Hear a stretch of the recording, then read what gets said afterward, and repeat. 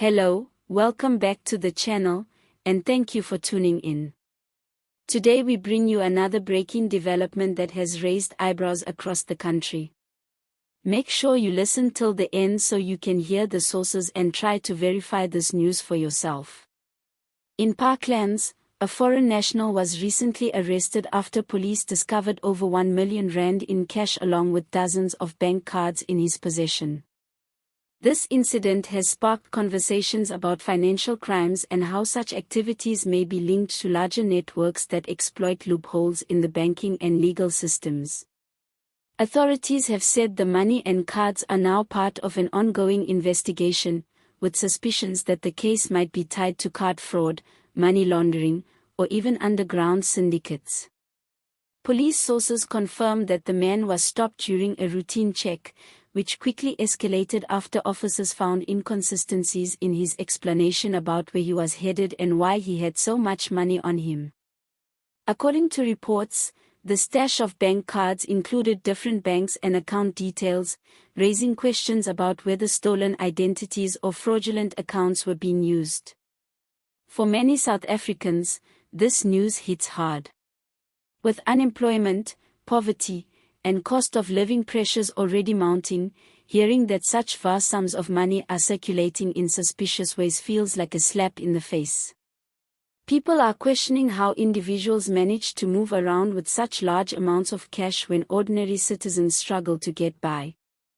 Others are worried that organized crime might be embedding itself deeper into communities.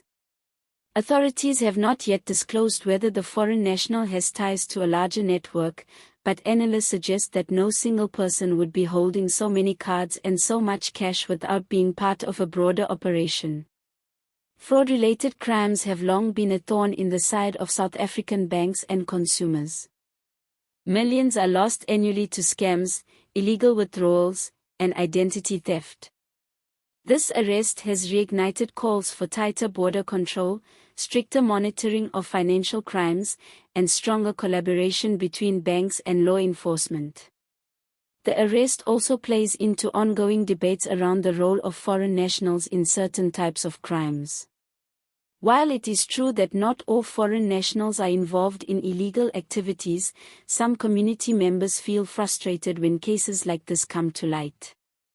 It fuels the perception that South Africa is being used as a hub for illicit operations.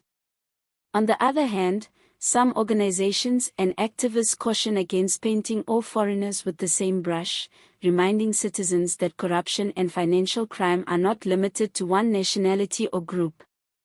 As the legal process unfolds, the suspect will have to explain where the money came from, who owns the dozens of bank cards, and whether he was acting alone or as part of something bigger. Police are said to be working with financial intelligence units to trace the origins of the cash and the links behind the multiple cards. What's interesting is that this arrest came after a tip-off and a routine police stop. It shows that sometimes even the simplest checks can uncover massive criminal activities. One has to wonder how many more individuals may be out there carrying suspicious amounts of cash and fraudulent cards without being detected. Before we wrap up, let me just remind you to subscribe to the channel so you don't miss important updates like this one. Your support helps us continue bringing you detailed news that matters. Now, on a lighter note, can you imagine carrying over 1 million rand in cash?